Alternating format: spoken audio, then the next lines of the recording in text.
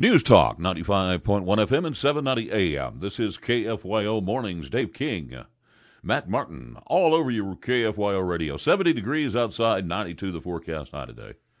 On this Tuesday, the 14th of August, and as promised, guy that we always look forward to, Eddie McBride, is in the house.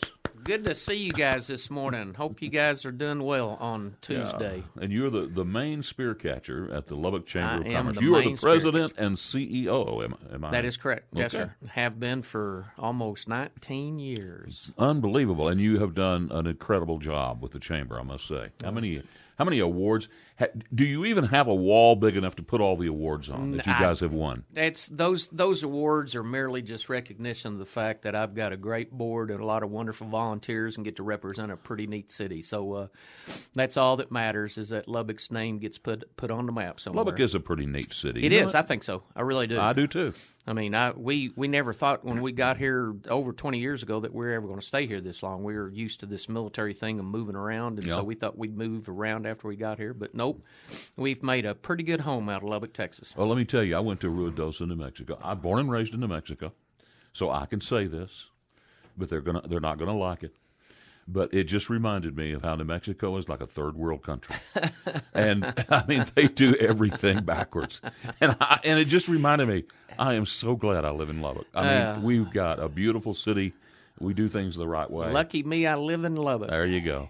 Well, we're here to talk about. Of course, you are the main flag waver for Lubbock. And speaking of flags, the chamber is asking all of its patrons, I guess. Not just the businesses, not just the members of the chamber, but everybody in town, whether it be at your home, whether it be at a restaurant.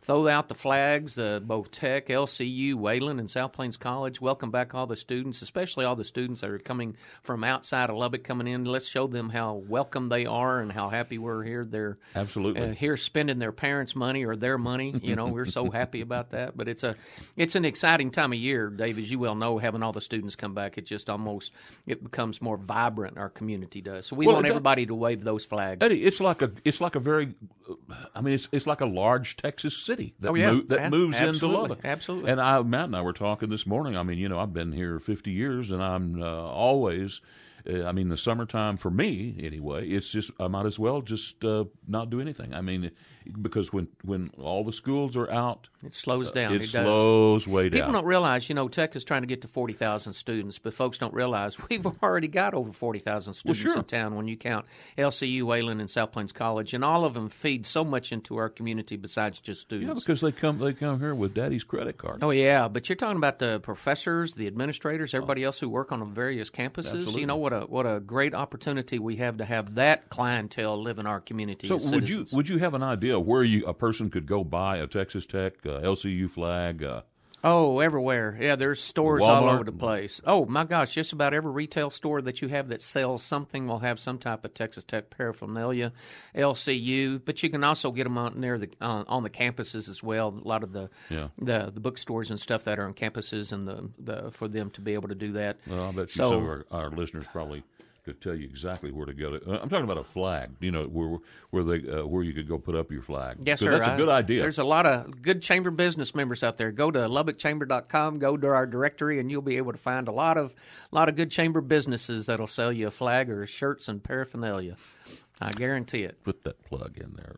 Absolutely. And we have a big deal today, too, with Legislative Appreciation Luncheon for Congressman Arrington, and really enjoy the chance to both tell him how important he is to his district, to our community, and get to hear him talk about all the wonderful things that are going on in D.C. But what we don't hear is a lot of the grassroots efforts at the Congress that they've actually done. So I know y'all have talked to Jody on several occasions, but we're really happy that he's in town to talk to us today. And we get to do our first award. We created this award called, obviously, the Champion for Businesses, the Champion for Business Advocacy in Lubbock, and George McMahon is getting it. And one of the reasons why we did this award is because there's a lot of people who spend their own time and effort, personal time and effort, helping people get elected, helping issues get selected and pushed. And George has done a wonderful job over the years, whether it be down at City Hall, whether it be Austin or Washington, D.C. So not only do we get to recognize Jody for the effort that he is doing representing us in Lubbock, but in D.C., but we get to have George McMahon and pat him on the back for what a wonderful job he's done. Mr. Motorcycle Guy. Mr. Motorcycle Guy. I sold him advertising in the 70s when he brought Yamaha to town. So you go way back with George. But George has done what a great guy. No, he is a great guy. We're very fortunate to have him and also have his services for not only the chamber but the entire political advocacy effort in Lubbock. So we're great to do that. Then at 1:30, we get to announce, obviously, we're creating, as we've talked about before, Matt, an association health plan. We are announcing the creation of that today at 1:30. So after the luncheon, if folks, hopefully the station will want to go down there and hear it, because it's going to be pretty big news. It's going to be the chance, obviously, to expand, thanks to the administration's efforts to have Department of Labor write new small business rules, healthcare rules. We're going to be able to create this association health plan for 2 to 50 employees, and it's going to be able to just expand beyond what we currently have and be able to be offered to folks that is going to save them some money. It's going to be able to provide them coverages that they might not have had under the ACA.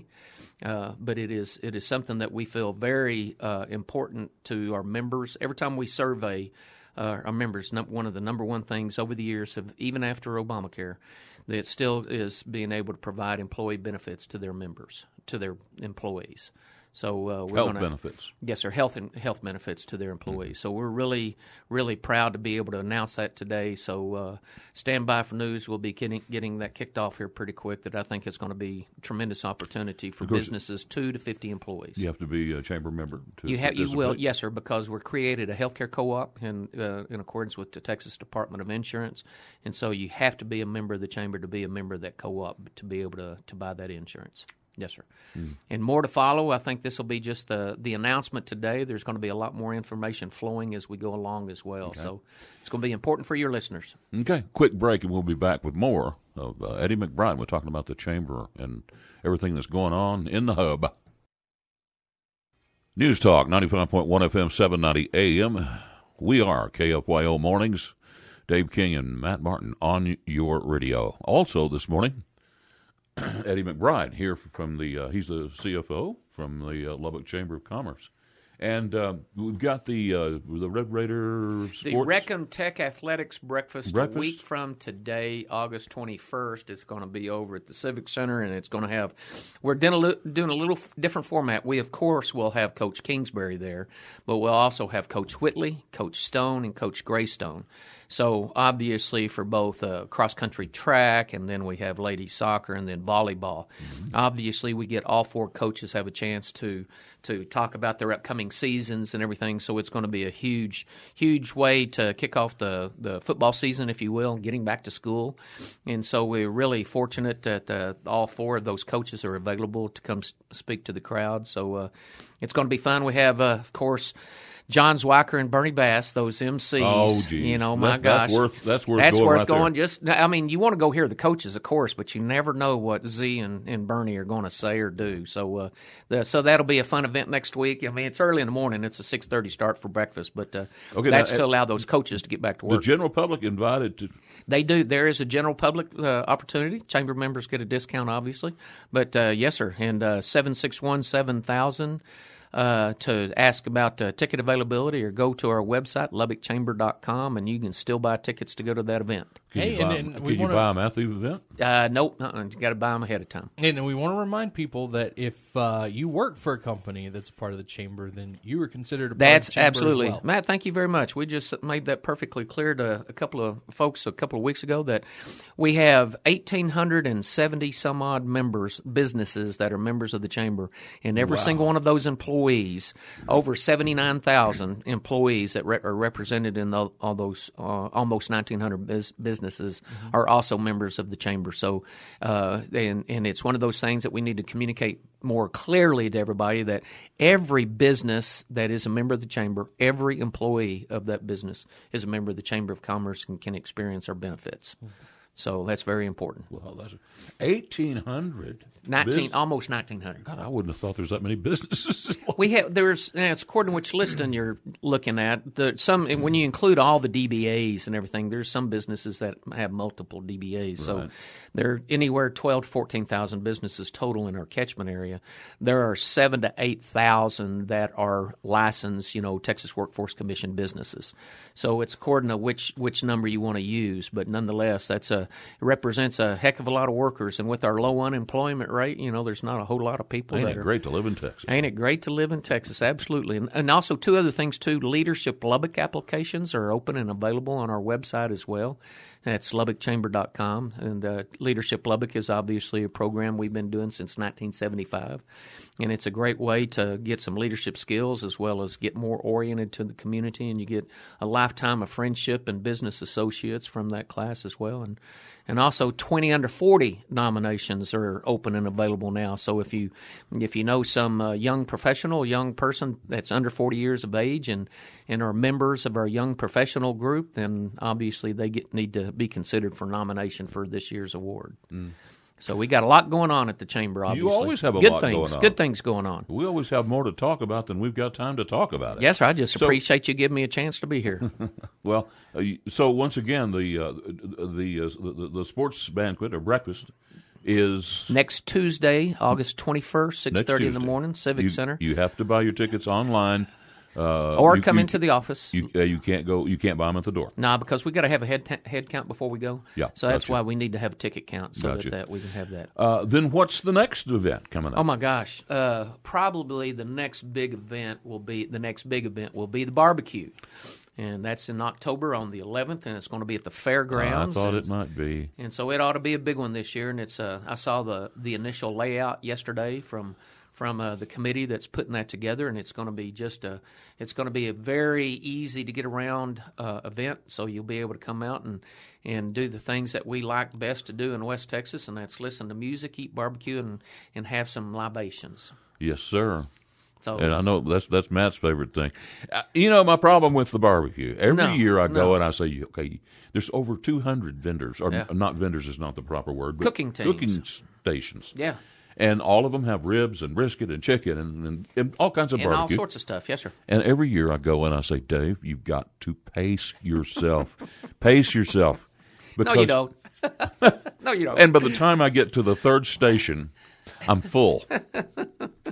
But it's a fun event, obviously, and by doing it at the fair, it makes it more compact. We hate moving from downtown, but what we're trying to do is make it as easy for our customers as possible. It's going to help parking. This is a good venue. Yeah. It's wide open. And it's the first time we've ever done it at the fair, and we had to wait till obviously the fair is over, so... it always rains whenever the fair's in, so that means all the rain will be over. And of course, this will be after the fair. After the fair, yes, sir. That's why we waited. And also, we also don't do it when there's a home game weekend, so we have to take both of those things into consideration. So, but it'll be a great event. So we're really excited about the new opportunity out at the fair. So. So I guess last year you had over 200 cooking stations. You probably have more than that this year. Well, right now we don't have a full count right yet. Not everybody's had a chance to sign up completely, but we'll have that many for sure. And with you lose some and you gain others, so obviously it's going to be enough food for everybody for the crowd that we hope to have. 10,000 people is not a far-fetched estimate of how many folks will show up. What about legislative efforts that the Chamber undertakes? We're in the middle right now. Our Government Affairs Committee is developing our state issues for the next legislative session. So that's we've researched through our membership. We'll end up doing another survey to see what's hot on everybody's mind, and so we're developing that particular effort for the next session. Then we're also worried about the November. We're going to be looking to see what happens on the November 6th election, both for the LISD school bond as well as obviously the venue tax election that the county commissioners did yesterday. The clock has caught up with us. Once again, more to talk about than we have time to talk. But so glad you made it out this morning. Thank you for having me. I enjoy seeing you guys. Yeah. Ditto. Keep doing a good job.